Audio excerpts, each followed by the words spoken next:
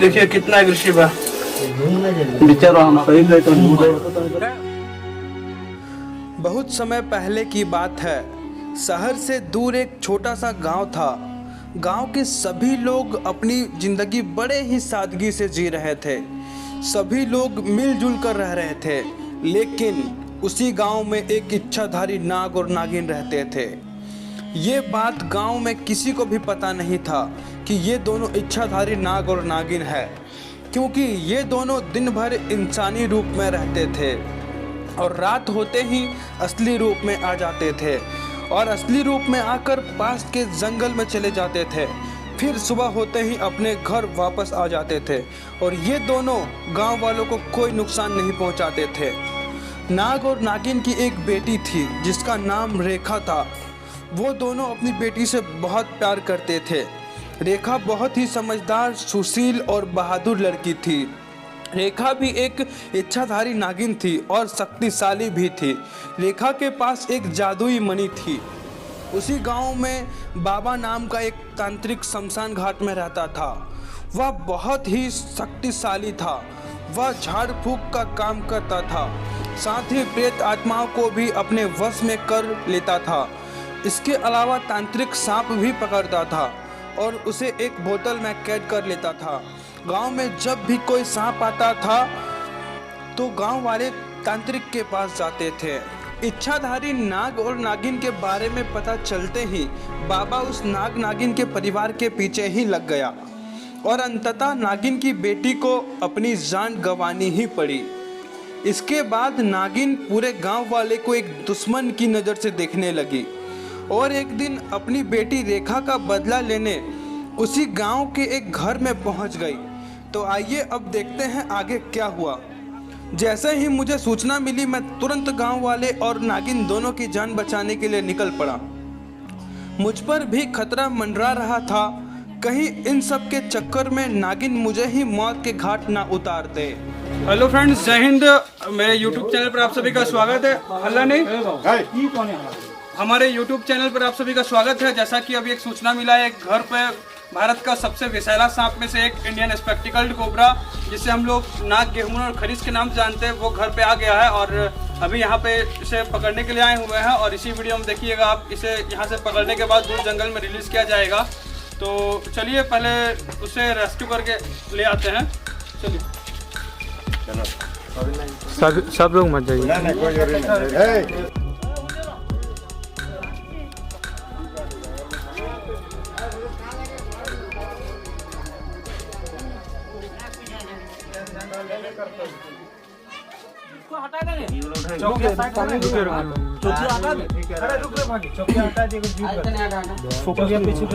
देख सकते हैं फ्रेंड्स, इस जगह पे ये छिप कर बैठा हुआ है और देखिए यहाँ पे इसको बहुत ज़्यादा मात्रा में चूहा वगैरह मिलता है, जिसके कारण जो है इस जगह पे ये रहना पसंद करता है। देख सकते हैं ये कोबरा है और यहाँ पे धान वान रखा हुआ था। कभी भी हादसा हो सकता था। बाई चांस अगर बिना देखे कोई इस पे पैर दे दिया होता तो ये काट लेता। तो खैर चलिए इसे अभी बाहर लेकर चलते हैं।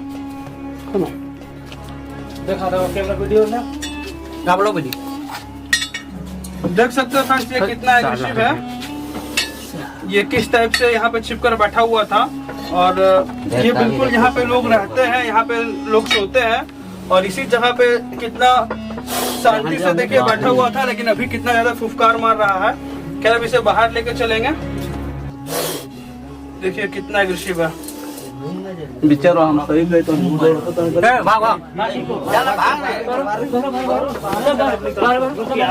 चलो बाहर।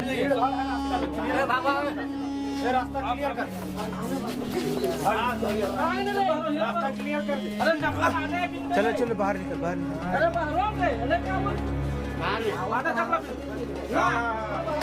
दोस्तों, इस इच्छाधारी नागिन को कड़ी मशक्कत के बाद तो हमारे द्वारा हाथ से पकड़ लिया गया है, लेकिन अब देखते हैं कि इसे डिब्बे में डालते हो सके तो ये मुझे काट भी सकती है। तो सावधानी बरतनी है और इसे किसी भी तरह से इस डब्बे में हमें बंद करना है और फिर इसे दूर जंगल में जाकर रिलीज़ करेंगे। तो वीडियो में आखिरी तक बने रहें और मुझे सपोर्ट करने के लिए मुझे इंस्टाग्राम और फेसबुक पे फॉलो कर सकते हैं, नीचे डिस्क्रिप्शन पे लिंक दिया हुआ है।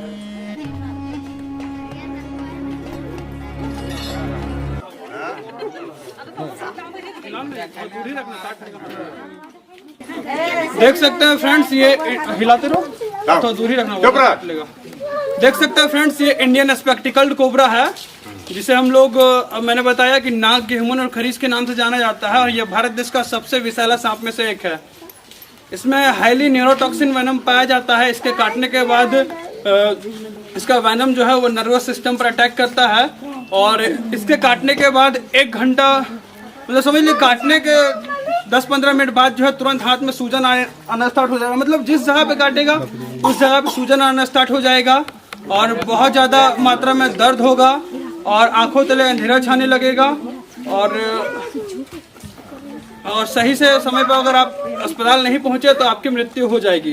तो इसके काटने के बाद क्या करना चाहिए, क्या नहीं करना चाहिए, अभी हम इस वीडियो में बात करेंगे। तो सबसे पहले इसको थैले में डालते हैं। ये देख सकते हैं कितना एग्रेसिव है, और ये कुछ खाया हुआ है।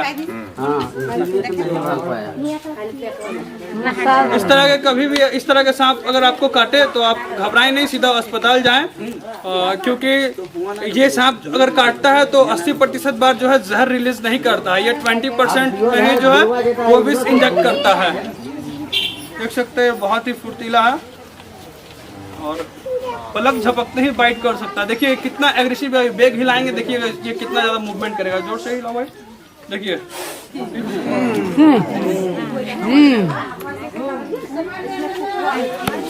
भाग रे,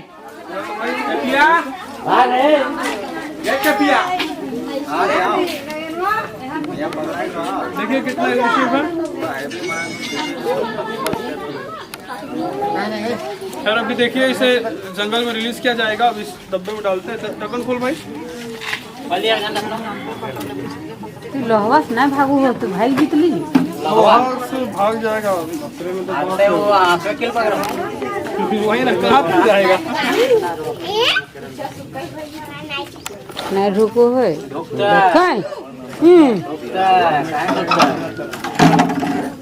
मार वो हाथ धर ले तू हल्ला नहीं करना ना, हमने डर लगे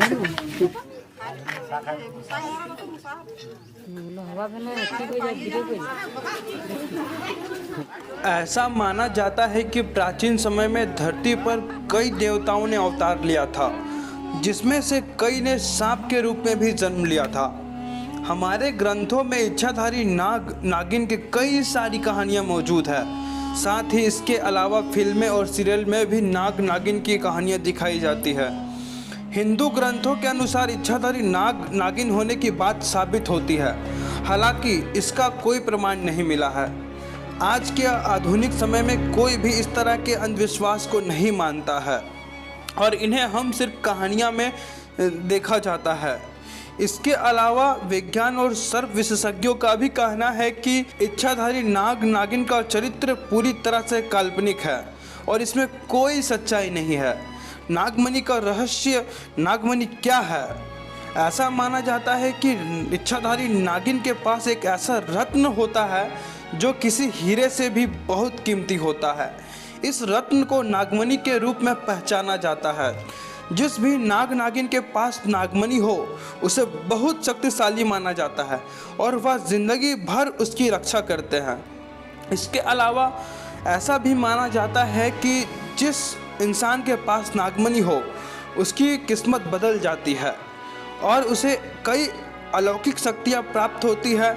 हालांकि अब तक कहीं भी नागमणि पाए जाने की खबर नहीं आई है। ऐसे में इसे भी हम एक कहानी के रूप में विश्वास करते हैं। इसका वास्तविक जीवन से कोई भी संबंध नहीं है।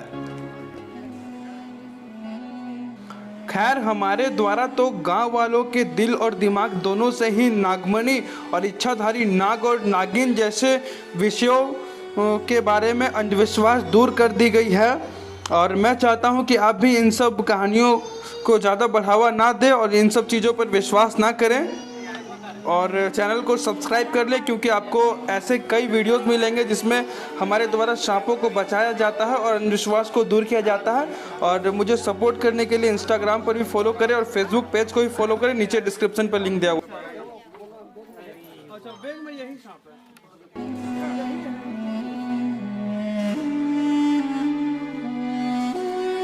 नहीं, थोड़ा पीछे पीछे जा ठीक है।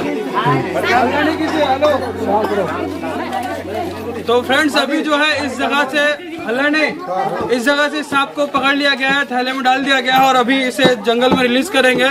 तो यहाँ के लोगों को इस वीडियो के माध्यम से धन्यवाद कहना चाहते हैं। हमारे 1,62,000 सब्सक्राइबर्स है, तो वो लोग वीडियो देख रहे हैं। तो देखिए, आपके एरिया में भी सांप आ जाए तो आपको मारना नहीं है, ज्यादातर प्रयास कीजिए कि उसे घर से बाहर निकाल के छोड़ दे। अगर आपके एरिया में कोई रेस्क्यूअर नहीं है, कोई सांप को पकड़ने वाले बचाने वाले नहीं है, तो आप अगर थोड़ा सा प्रयास कीजिएगा तो सांप को घर से बाहर निकाला जा सकता है।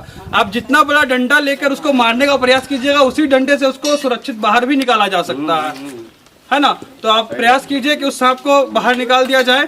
कुछ कहना चाहेंगे? कुछ कहना चाहेंगे क्या?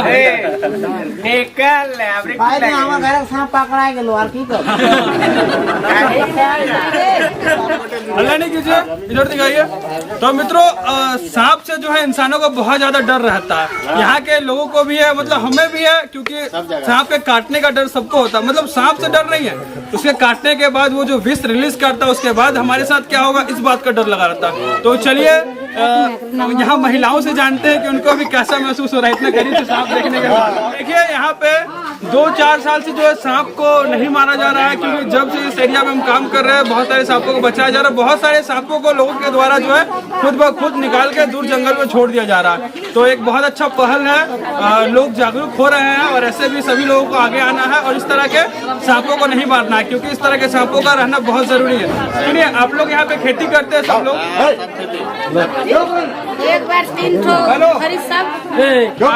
आप लोग यहाँ पे सब लोग खेती करते हैं, तो आप लोगों का जो गेहूं वगैरह होता है वो चूहा नष्ट करता है कि नहीं? तो वो चूहा को कौन खाता है? ये सांप ही खाता है। तो आप लोग का एक मित्र ही हुआ, किसानों का एक मित्र ही हुआ ये सांप। तो इसलिए इस तरह के सांपों का रहना बहुत जरूरी है। एक धामन सांप है, हर साल लगभग 100-150 चूहा को खाता है। तो वो धान को तो बचा रहा है ना चूहा। तो यही सब है सांपों की भूमिका, इसलिए जो सांपों को नहीं मारना चाहिए।